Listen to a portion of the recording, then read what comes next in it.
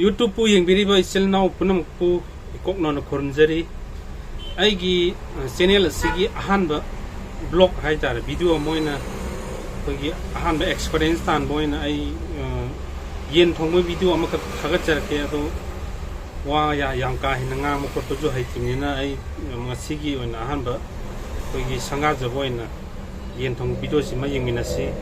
da mayam nuai ba nuai ta ba loi phau ba dang ti nim ta thank you hello mayam na si se sunday ne na ngang na mit chaninge na yen kilo ni khak lei bla ko ne sida lei re sunday oi bagi adu kan wani du kholo yam chela khong no ga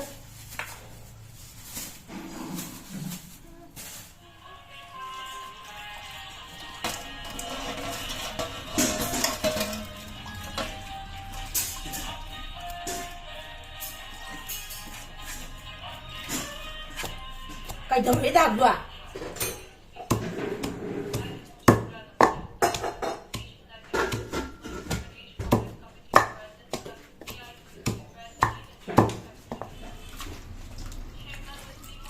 yen thong magi marom pang siamba tiluk chanam siamba lo sleu jik ni thong ga dong dangai le khamin chin ba khal lei cho ba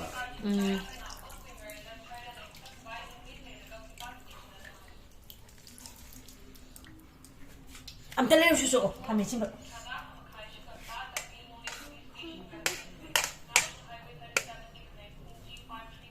sure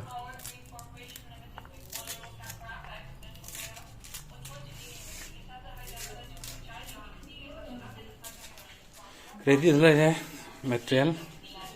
chana masuba singa suba tilau opti gom kamensin ba sa le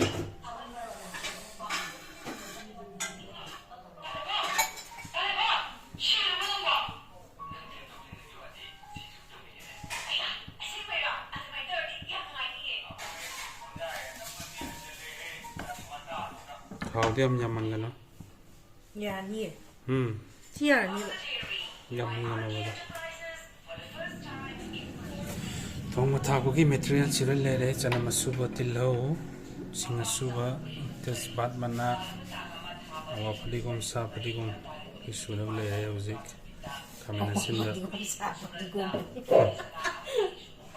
sa padi gom mai cái đâu thong cái đâu ra ngay cái thau sa li kan sa nó sẽ lấy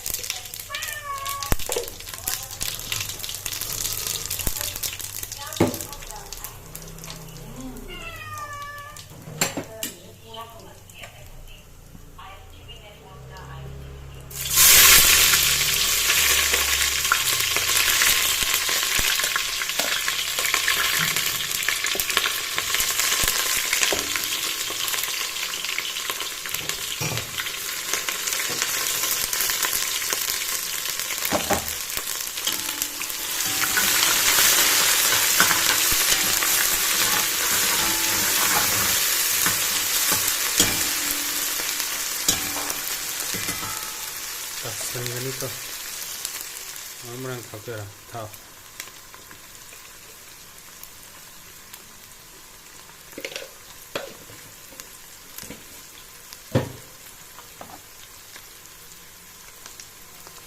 pati ko masuk ke oi tuan dai thang nó khá khá ra lấy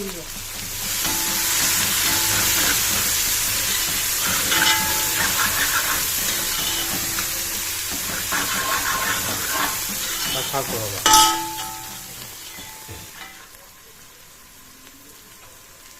exporting Manipur ki matau tamge hap thazaba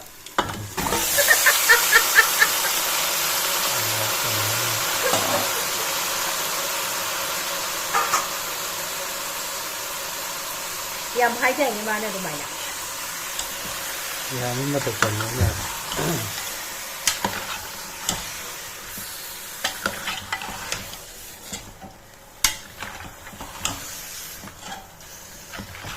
ngồi cùng gai một ngồi có thể sẽ ngồi được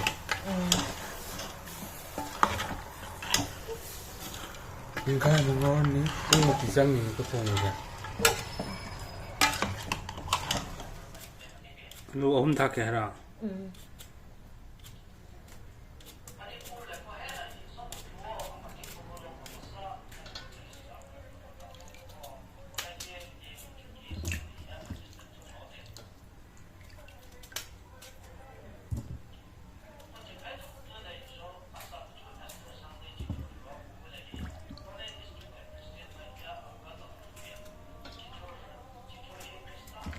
क्या P क्या loose हो जा 30 홍달아 보거라 홍대 이거 뭐지 안 갈증들래 건도 타고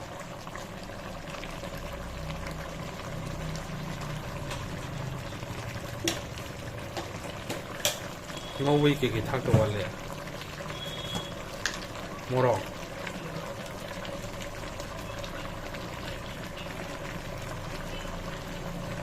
खाने देंगे और नहीं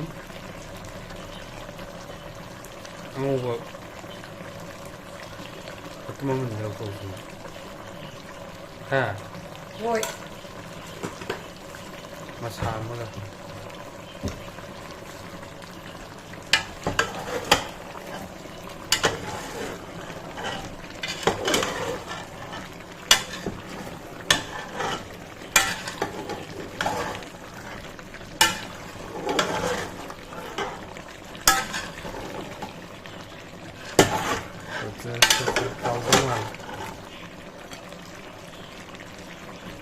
मसक्ति फाजरे हवा आपको दिखाऊं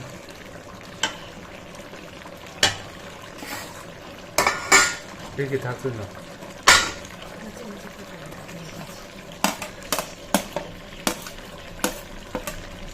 그리고 돼 얼마나 다가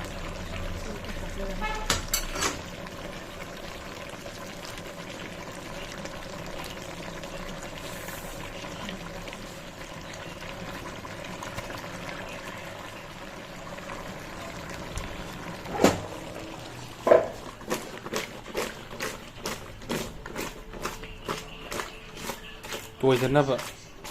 máy ốp nó phải này coi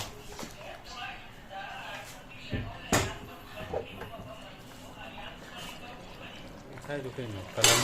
rồi mà chú Machumoro Kashmiri Miss Guide ok ngâu quá là môn đi vào Pulap sa na si Bim ha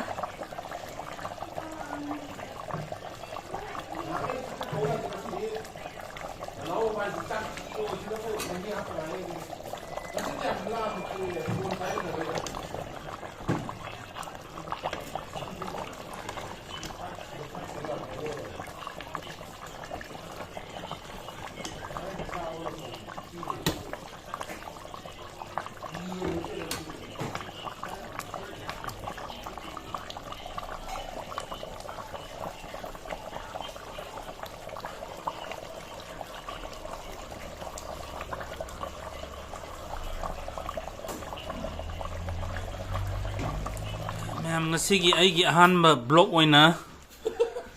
blog ki sanga jabu oina ai chicken thongbo oina ngasi gi ten takpa program sida ngasi gi sida losenjarage